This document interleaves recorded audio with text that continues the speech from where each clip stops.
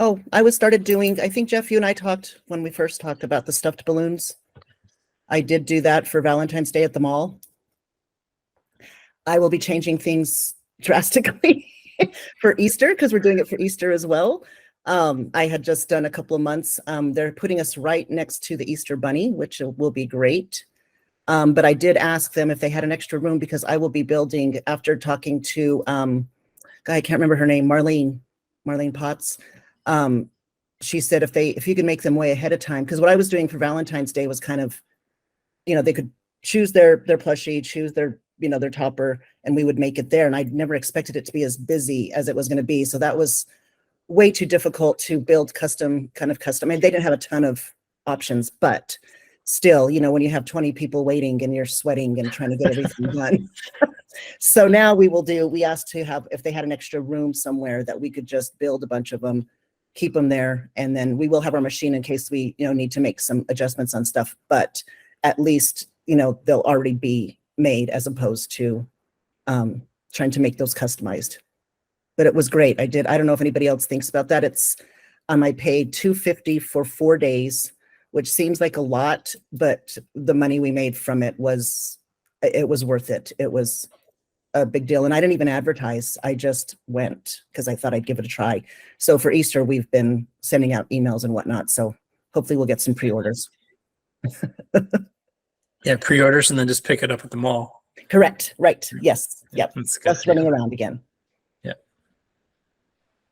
Realize also that anybody you meet at the mall, you should consider them a different customer group. So it kind of depends on how advanced you think about your marketing, your groups and things like that. But anybody, if you go to a physical location like that and do one of those, which is super cool, Dawn, that it worked out, those mall shoppers are a different group than your typical customer. Right. So if you're going to be in the mall again for another holiday, you should be blasting that group. The rest of your customers might not care, right? But that group is probably going to care. So just kind of mentally make some space for them as you're thinking about how to work with those customers, because because that's how they know you. That's the model they like. Someone at a mall is probably not there by accident, particularly for a holiday. And so if you're going to do other holidays there, you just start letting them know in advance when to show up, when to come schedule their Easter Bunny photos so that they'll be there when you're there. Things like that. Just create some mental space for them. And that can help boost your flow in as well. Okay. Oh, okay. I will do that. So do you think that idea would work for like grad sales? Like some type of mall setup or a mall? I'm going to try it for graduation as well. I am going to try that. It's a learning process. Like I said, Valentine's was the first one. Easter's the second one, but we are right near 3 high schools that our mall is. So I'm kind of thinking in my brain, how do I want to do that? And I do have a lot of we're Hispanic here, so lots of huge families where everybody knows everybody. So I'm trying to think of a way to let, everybody know. I'm not sure though yet. I'm still trying to figure out what it is I want to do or how I want to do it.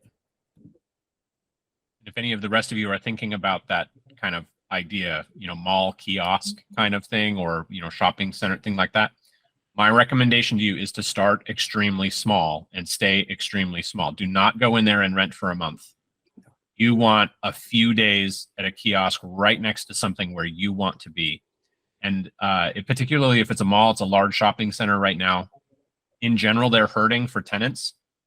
So in general, they're very flexible to work with you. Here in the Seattle Metro, the malls are literally creating these standby kiosks that you can rent by the week. And it's in the middle of the walkway, but it's enclosed. It has a register space. It has, and you can literally just rent this pre-made booth for a week as a small business. That's the kind of thing you're thinking of. Don't think of, and don't get trapped into, oh, I need to rent for a month or 2 months. That is not going to work out. That's not how you should be testing this idea. Yeah, and they will try to talk you into that. It took us several months because they kept saying, you can do this, and I said, I only want the holidays and only specific holidays, and I don't want to be there the whole time. I don't want it. It's, I'm taking off the time to do just that. So, and they did. They worked with it, and then they wanted to charge me $500, and I said, no, $500 is way too much. I can't do that just for And they did. I mean, it took a while, but I got what I wanted. So And the worst case is that they're going to say no. what? You know, that the worst case is they'll say no. Right. But Correct, you got to make right. sure that it's going to work for your business. And so financially, Right. what's that going to be? What's it worth to you to test that? Right. And time and treasure. Right. Right. And they were also willing to trade a little bit. If I were to, you know, for other things, they said, would you be willing to trade your kiosk for a decoration for something? You know, sometimes we have the, what are those called? The young kids on TikTok, what are they called? You know what I'm saying?